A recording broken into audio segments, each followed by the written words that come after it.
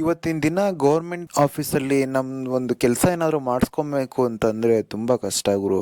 ಈಗ ಡೈಲಿ ಕೆಲ್ಸಕ್ಕೆ ಹೋಗೋರಾದ್ರೆ ಏನು ಮಾಡ್ತಾರೆ ಪಾಪ. ಅವ್ರಿಗೇನು ಕೆಲಸ ಇರೋದಿಲ್ವಾ, ಅಥವಾ ಅವರು ಮಾಡೋ ಕೆಲಸ ಬಿಟ್ಬಿಟ್ಟು ಆಡೋ ದಾಸನಿಂದ ಹೋಗ್ಬೇಕು ಅಂತ ಆ ಗಾದೆ ಇದೆಯಲ್ಲ, ಆ ಥರ ಹೋಗ್ಬಿಡುತ್ತೆ. ಹಿಂಗೆ ಜೀವನ ತುಂಬ ಕಷ್ಟ ಆಗುತ್ತೆ. ಹಾಗಾಗಿ ಸ್ವಲ್ಪ ಗೌರ್ಮೆಂಟ್ ಆಫೀಸಲ್ಲಿ ವರ್ಕ್ ಮಾಡುವಂಥ ಅಫಿಷಿಯಲ್ಸು ಅರ್ಥ ಮಾಡ್ಕೊಬೇಕು. ಓಕೆ, ಹಳ್ಳಿ ಜನಗಳೂ ಅಷ್ಟೇ ಪಾಪ. ಅವರು ಹಳ್ಳಿಯಿಂದ ಸಿಟಿಗೆ ಬರ್ತಾರೆ, ಪ್ರತಿದಿನ ಬರ್ತಾರೆ ಪಾಪ. ಅವ್ರು ಡೇಟ್ ಕೊಟ್ಟಿರೋ ಡೇಟ್ಗೆ ಬರ್ತಾರೆ, ಅವ್ರು ಫೋರ್ಸು ಮಾಡೋದಿಲ್ಲ. ಕೆಲವೊಬ್ಬರೇನೋ ದುಡ್ಡಿರೋರೆಲ್ಲ ಅವ್ರ ಇನ್ಫ್ಲೂಯೆನ್ಸ್ ಯೂಸ್ ಮಾಡ್ಕೊತಾರೆ, ಅಥವಾ ದುಡ್ಡೇ ಕೊಡ್ತಾರೆ ಅವ್ರಿಗೆ. ಅವ್ರ ಕಾಂಟ್ಯಾಕ್ಟ್ ನಂಬರ್ಸ್ ಎಲ್ಲ ಅವ್ರ ಹತ್ರ ಇರುತ್ತೆ. ಈ ಥರ ಕೆಲಸಗಳೆಲ್ಲ ಆಗ್ತವೆ ನಮ್ಮ ತಾಲೂಕು ಆಫೀಸ್ ಶಿರಾದಲ್ಲಿ. ಬಟ್ ಸಾಮಾನ್ಯ ಜನತೆ ಕಷ್ಟ ಯಾರು ಕೇಳ್ತಾರೆ?